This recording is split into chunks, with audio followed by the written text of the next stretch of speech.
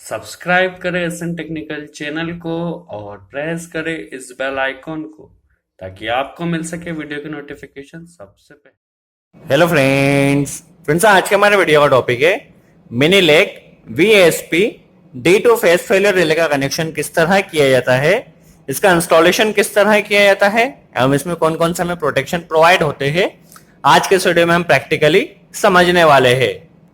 तो चलिए पहले हम यह समझ लेते हैं कौन कौन से इसमें हमें प्रोटेक्शन प्रोवाइड होते हैं, फिर हम इसका कनेक्शन के लिए इसके कौन कौन से टर्मिनल्स दिए गए हैं यह समझते हैं। तो जो हमारे पास ये फेस फेलियर रिले है इसमें हमें बेसिकली 3 प्रोटेक्शन प्रोवाइड होते हैं। पहला होता है face failure protection. That means क्या होता है, यदि कोई फेज हमारे पास नहीं आ रहा है, दैट मीन्स कहीं से कोई फेज ब्रेक हो गया है, तो इस कंडीशन में यदि किसी भी मोटर को 2 फेज मिलते हैं तो इस कंडीशन में क्या होता है, हमारी मोटर गर्म होके जल सकती है। तो यदि कहीं से कोई फेज फेल हो रहा है तो उस कंडीशन में ये हमारी मोटर को स्टॉप करवा देगा, जिससे हमारी मोटर को प्रोटेक्शन प्रोवाइड होगा।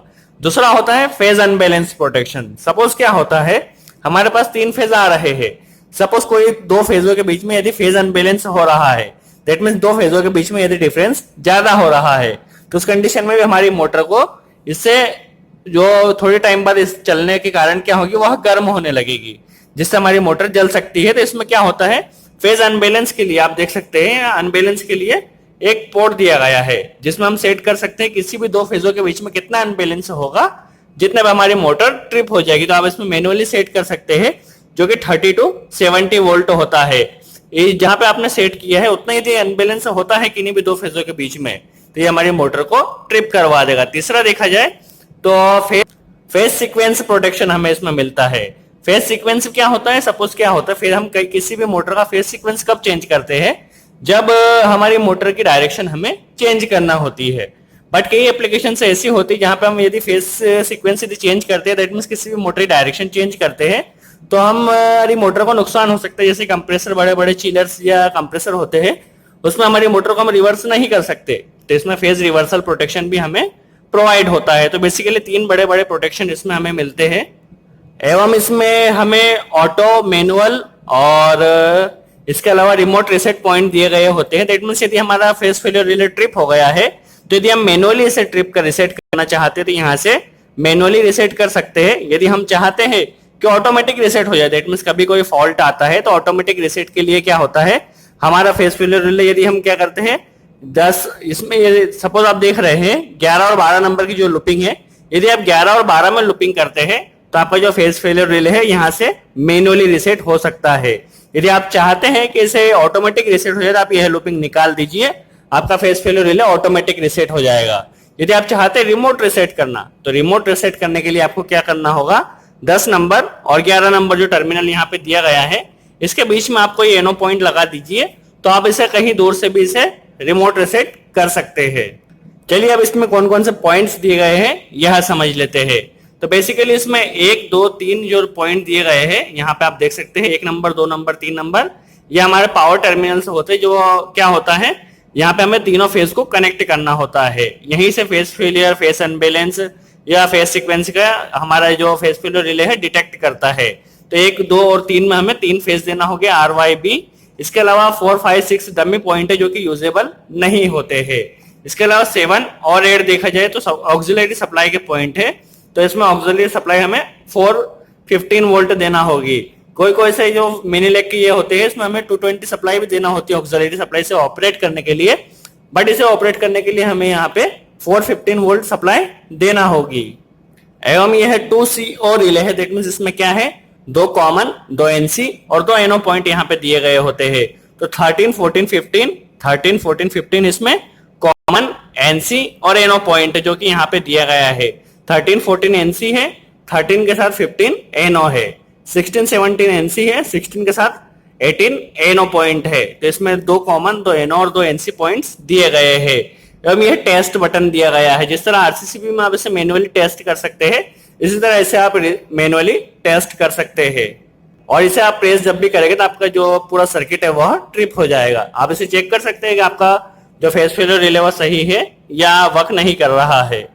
तो चलिए इसमें हम पहले पावर वायरिंग समझ लेते हैं। पावर वायरिंग में हमें क्या करना होगा, किस तरह इसकी पावर वायरिंग की जाएगी, फिर हम प्रैक्टिकली बनाकर भी देखेंगे और फिर उसकी कंट्रोल वायरिंग किस तरह की जाएगी वह भी हम समझने वाले हैं। तो चलिए हम पावर वायरिंग को पहले स्टार्ट करते हैं। तो पावर वायरिंग में हमें जस्ट कुछ ज्यादा करना नहीं होता है, ये हम ड्राइंग में समझ लेते हैं। हमारे पास एक एमसीबी है जिसमें आरवाईबी हमारे 3 फेज आए हुए हैं। ये मिनी लेग का VSP due two phase failure relay है। ये हमारे पास एक कॉन्टेक्टर है, तो और ये हमारे पास एक मोटर है जो इस कॉन्टेक्टर से रन होगी। तो इसमें हमें किस तरह इंस्टॉलेशन करना है डीओएल स्टार्टर बनाकर हम समझने वाले हैं। उससे पहले हमें क्या करना है, इसकी पावर वायरिंग समझना है, फिर कंट्रोल वायरिंग इसके बाद हम समझेंगे। तो पावर वायरिंग में हमारे पास जो आरवाईबी आ रहा है उसे हमें क्या करना है, एमसीबी का आउटपुट से क्या करना है। सबसे पहले तो हमें क्या करना है कि आप यहां से कॉन्टेक्टर में ले जाइए। कॉन्टेक्टर में आर फेज आ गया है, कॉन्टेक्टर में हमारा वाई फेज आ गया है, और कॉन्टेक्टर में हमारे पास बी फेज आ गया है। दैट मीन्स कॉन्टेक्टर में हमारे पास तीनों फेज अवेलेबल हो चुके हैं। अब हमें क्या करना है, जो आरवाईबी का जो फेज सीक्वेंस यहाँ पे दिया है उसी फेज सीक्वेंस को हमें मिनी लेग का जो रिले है इसमें देना है। तो आप या तो कॉन्टेक्टर के इनपुट से भी दे सकते हैं या एमसीबी का आउटपुट से भी दे सकते हैं। तो हम यहां से भी दे सकते हैं, यहां से भी दे सकते हैं। तो हम यहीं से ले लेते हैं। क्या करते हैं, यहां से जो आर फेज आ रहा है, जो फर्स्ट फेज आ रहा है उसे हम यहाँ पे कनेक्ट कर देते हैं आर फेज, जो दूसरा आ रहा है उसे वाई फेज, और यहाँ पे बी फेज। दैट मीन्स तीनों फेज हमारे जो फेज फेलियर रिले है 1 2 3 में आ चुके हैं। आप यहां से एमसीबी का आउटपुट से भी दे सकते हैं या कॉन्टेक्टर के इनपुट से भी दे सकते हैं, कहीं से भी दे सकते हैं। अब यदि कोई फेज रिवर्सल होता है तो उस कंडीशन में भी यह डिटेक्ट करेगा। फेज फेल होता है तो भी यह डिटेक्ट करेगा, और फेज अनबैलेंस होता है तो भी यह हमारा डिटेक्ट करेगा फेज फेलियर रिले। तो ये तो हमने जस्ट अब इसमें आरवाई भी दिए हैं। अब इसकी ऑक्सिलरी सप्लाई कितनी देना है हमें, तो ऑक्सिलरी सप्लाई देख सकते हैं 415 वोल्ट देना है। तो आप कोई भी 2 फेज को 7 और 8 में यहाँ पे कनेक्ट कर सकते हैं। तो 7 में यहाँ पे एक फेज कनेक्ट कर दिया है, और यहीं से दूसरा फेज उठा के 8 में हमने कनेक्ट कर दिया है। तो आप देख सकते हैं कि हमारी जो ऑक्सिलरी सप्लाई है 7 और 8 में 415 वोल्ट अवेलेबल हो चुकी है। अब हमारे पास क्या है, हमारे जो फेज फेलियर रिले है उसका पावर वायरिंग कंप्लीट हो चुकी है। कंट्रोल वायरिंग अभी हमने नहीं की है। जो इसका कॉन्टेक्टर है, कॉन्टेक्टर में क्या हुआ है, अभी आरवाईबी आए हैं। अब जैसे ही हमारा कॉन्टेक्टर ऑपरेट होगा तो यहाँ से 3 फेज निकल के हमारे मोटर को चले जाएंगे, और हमारे मोटर को तीनों फेज मिलते रहेंगे। अब कोई भी phase failure, phase unbalance, phase sequence होता है तो ये ऐसे ट्रिप करवा दे। ये जस्ट इसकी पावर वायरिंग थी।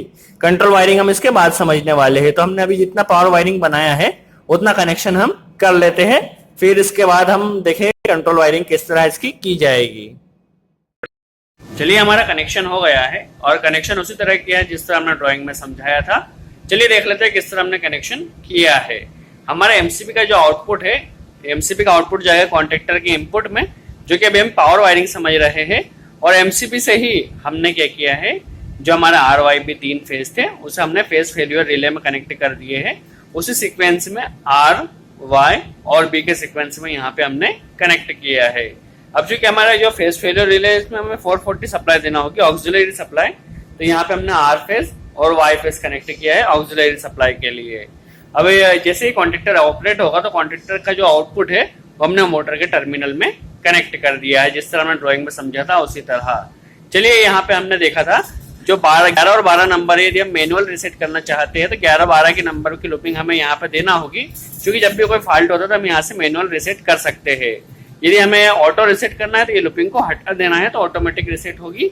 यदि हमें रिमोट रीसेट चाहिए तो रिमोट रीसेट के लिए हमें 10 और 11 नंबर में कहीं पर भी ले जाके केनो कनेक्ट कर देना है, तो उसे हम रिमोट रीसेट कर सकते हैं।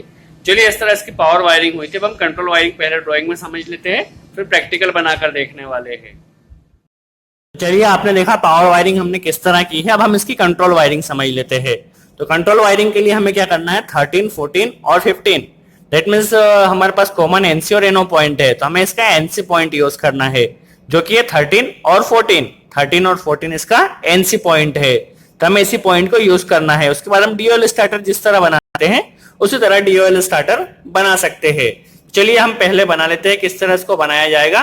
तो हमारे पास सपोज आरवाईबी ये डेट में समझ सकते हैं, हमारे पास कंट्रोल एमसीबी है। कंट्रोल एमसीबी में हमारे पास आ गया है फेज और न्यूट्रल आ चुका है। तो हम चलिए पहले फेज की वायरिंग कर लेते हैं, न्यूट्रल की वायरिंग हम जस्ट लास्ट में करेंगे। तो हमारे पास फेज आया है, जस्ट हम क्या करते हैं, यहाँ पे एक ओवरलोड रिले आएगा। तो कहीं पर भी किसी भी स्टार्टर की हम वायरिंग स्टार्ट करते हैं, सबसे पहले ओवरलोड रिले में सप्लाई देते हैं। बट हमें स्टार्ट कैसे करना है, तो स्टार्ट करने के लिए हमें क्या करना है, इसका जो एनसी पॉइंट दिया गया है जो कि 13 और 14 है, इस एनसी पॉइंट को यूज करना है। अब जब भी इस फेज फेलियर रिले में कोई फॉल्ट आता है तो ये एनसी ब्रेक हो जाएगा और हमारा स्टार्टर, जो हमारा मोटर के लिए जो पूरा स्टार्टर बनाया वो यहीं से स्टॉप हो जाएगा।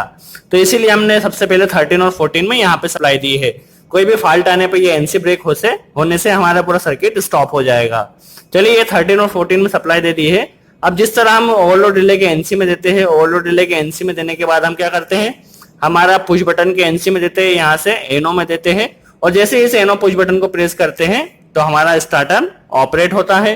न्यूट्रल हम डायरेक्ट कनेक्ट कर लेते हैं। न्यूट्रल हमने यहाँ पे डायरेक्ट दे दिया है। जैसे हम इस एनो पुश बटन को प्रेस करके हमारा कॉन्टेक्टर ऑपरेट होगा, कॉन्टेक्टर के थ्रू जो मोटर है वह रन करने लगेगी। और ये अभी जस्ट हमने जितनी देर से प्रेस करेगा उतनी ही देर यह वर्क करेगा। इसमें अभी हमने होल्ड डाउन कनेक्ट नहीं किया है, तो हम होल्ड डाउन के लिए क्या करते हैं, लूपिंग यहाँ पे कनेक्ट कर लेते हैं। क्योंकि हम होल्ड डाउन कैसे देते हैं, या तो एनसी के आउटपुट से या एनो के इनकमिंग से देते हैं। तो हम एनो के इनकमिंग से यहाँ पे एक होल्ड डाउन कनेक्ट कर देते हैं, तो यहाँ पे हमारे जो स्टार्टर है उसे होल्ड डाउन भी मिल गया है। तो इस तरह हमारा जो VSP D2 है इस तरह हम पूरी तरह से इंस्टॉल कर सकते हैं। जस्ट हमें क्या करना है, इसका एनसी पॉइंट यूज करना है। चलिए इतना कनेक्शन हम बना लेते हैं, फिर देखते हैं किस तरह ये वर्क कर रहा है, प्रैक्टिकली समझने वाले हैं। चलिए अब हम कंट्रोल वायरिंग समझ लेते हैं, और कंट्रोल वायरिंग उसी तरह बनाई जिस तरह हमने ड्राइंग में देखी थी। चलिए देख लेते हैं किस तरह बनाई है। सबसे पहले हमने MCB से एक फेज लिया है, उसे हमने 13 और 14 जो कि NC पॉइंट है 13 में दिया, और 14 से निकालने के बाद हमने यहाँ पे ओवरलोड रिले के NC में दे दिया है। ओवरलोड रिले के NC से निकलने के बाद ये गया हमारा NC पुश बटन में, NC पुश बटन से निकलने के बाद ये गया हमारा एनो पुश बटन में। अब जैसे ही हम इस एनो पुश बटन को प्रेस करेंगे तो यहाँ से फेज जाएगा हमारा कॉन्टेक्टर की कॉइल में। तो यहाँ से जैसे हम इसे प्रेस करेंगे ये जाएगा कॉन्टेक्टर की कॉइल में, और कॉन्टेक्टर हमारा ऑपरेट होगा। न्यूट्रल हम अलग से कनेक्ट करेंगे। यहाँ पे हमने लूपिंग कनेक्ट कर दी है होल्ड डाउन देने के लिए। तो ये हमने लूपिंग कनेक्ट की है, और इस कॉन्टेक्टर में न्यूट्रल हमने डायरेक्ट कनेक्ट किया है, जो कि आप ये येलो वायर देख सकते हैं, ये न्यूट्रल के लिए है। तो जैसे ही हमारा ये ड्यूअल स्टार्टर बनके कंप्लीट हो गया, जस्ट 13 और 14 हमने यूज किया है। अब इसमें हमें होल्ड डाउन देना होगा, तो होल्ड डाउन हमने एनसी का एनो का जो इनपुट है वहां से हमने कॉन्टेक्टर के एनो में कनेक्ट कर दिया, जिस तरह हम होल्ड डाउन हमेशा देते हैं। तो इस तरह हमारा जो पूरा कनेक्शन है बनकर कंप्लीट हो गया है। जस्ट हमने कुछ नहीं किया, जो 13 और 14 जो एनसी पॉइंट है वो यूज किया है, बाकी हमने ड्यूअल स्टार्टर बना दिया है। जब भी कोई फॉल्ट आएगा तो 13 और 14 का जो एनसी पॉइंट है वो ब्रेक हो जाएगा और हमारा मोटर को प्रोटेक्शन प्रोवाइड हो जाएगा। तो फ्रेंड्स इस तरह आप इसके VSP D2 के जो भी रिले है, जो फेज फेलियर रिले है, उसे आप इंस्टॉल करके कहीं पर भी आपकी मोटर को प्रोटेक्शन प्रोवाइड कर सकते हैं। तो फ्रेंड्स आई होप आपको हमारा यह वीडियो अच्छा लगा हो। वीडियो कैसा लगा कमेंट्स में जरूर बताएं, और वीडियो अच्छा लगा तो लाइक का बटन जरूर प्रेस करें। और इस वीडियो के टॉपिक से रिलेटेड आपके जो भी डाउट्स है उसे कमेंट्स बॉक्स में जरूर पूछिए, हम पूरी कोशिश करेंगे उसका जवाब दे सके। तो फ्रेंड्स आज के लिए इतना ही। Thanks friends.